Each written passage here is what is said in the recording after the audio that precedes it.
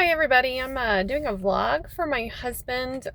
He just went in today on June 29th, 2026 for a PLIF, TLIF with robotic placement of hardware. We're in El Paso, Texas, and I just wanted to go over the background of my husband during this video, just so it kind of gives you a picture of the things that we did before we got to this point and some of the symptoms that he's had. So everything started February 2025. My husband started getting like a lot of burning in the peri area where he couldn't sit longer than 2 minutes without being in really bad pain. At first we thought it might be like a prostatitis because that was in his history, because he had been sitting for like long period of times. Like he had been sitting more than I had ever seen him sit, and it was day after day for like a month or 3-4 months. So we really thought that's what it was. We saw the urologist. They put him on antibiotics because of his background. He's had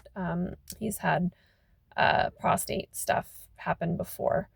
And that they even put him on like some diuretics to decrease swelling and stuff, just to kind of loosen up everything in that area, in the peri area, and it didn't help.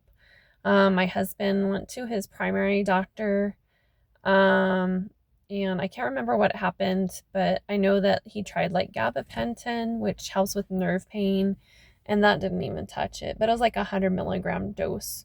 And Curtis he doesn't want to take pain medications unless absolutely necessary, which is a good thing and a bad thing. But he's just wanting to do more conservative stuff, which I really appreciate, because I know there's a lot of things that can go wrong with pain management if you get addicted or if you misuse it. But it's definitely a lifesaver if you do it correctly and under really good supervision with a physician. But anyway, so we went to Louisiana back in last May to help get my son some hyperbaric oxygen therapy, chamber therapy, for his autism. That alone was a 16-hour drive. Curtis still couldn't sit. We got him a throne, we called it. We bought specialized orthopedic pillows.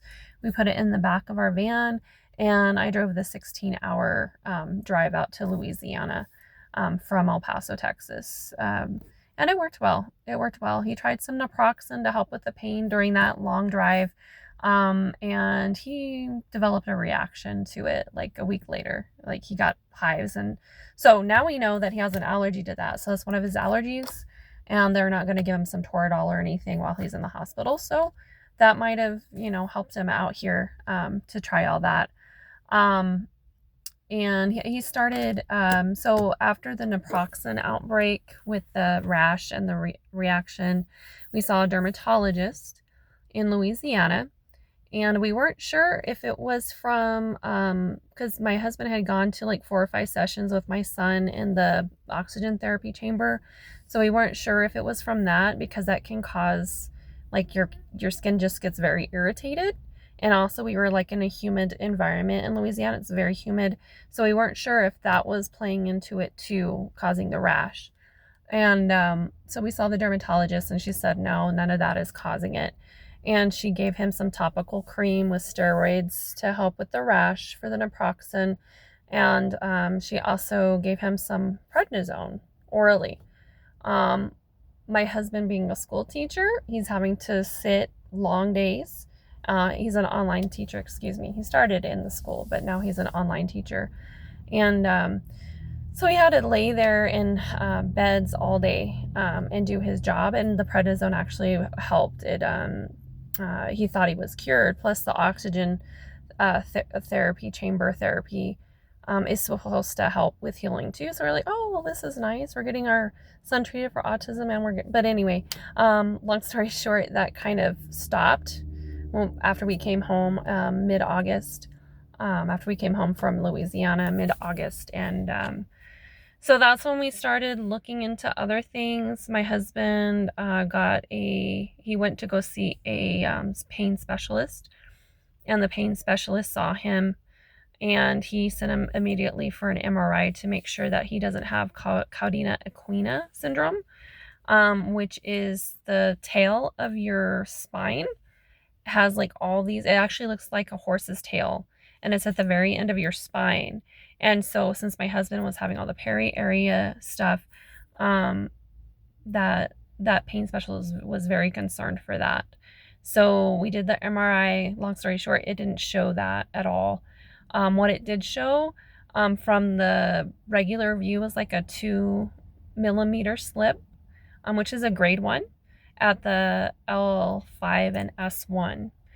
They also did an x-ray that showed a little more because it's bone. The x-ray will show a little more, and it said a 2 to 8 millimeter slip, which is still considered a grade 1. But we were just looking at the MRI. That's what we were fixated on. So we never really looked at the x-ray.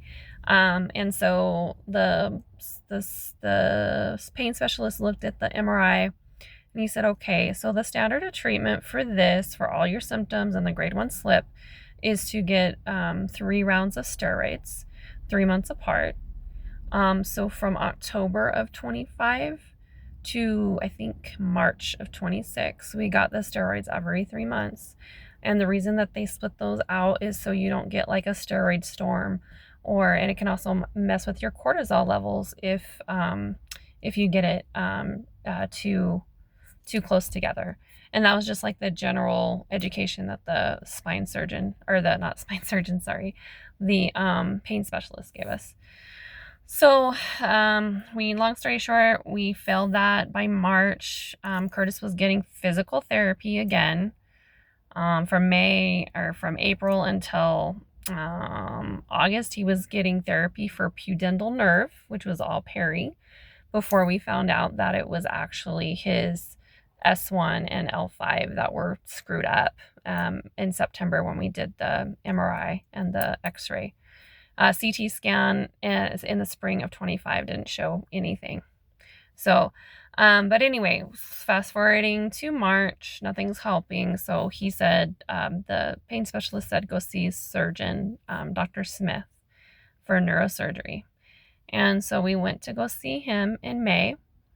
And he basically looked at the imaging with us. He looked at the view that they were going off of, but then he actually looked at the image from the CD, and he turned it, and he said, now from the regular view, it just looks like a little slip, but when you turn it a little bit, it's like that much of a slip.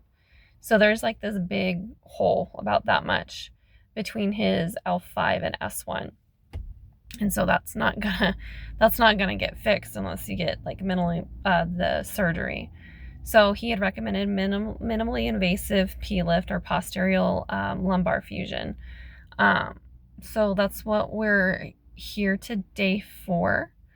And we went to pre-op, and that'll be the next video. I'll share what we witnessed for the pre-op stage, so you can stay informed about what to expect.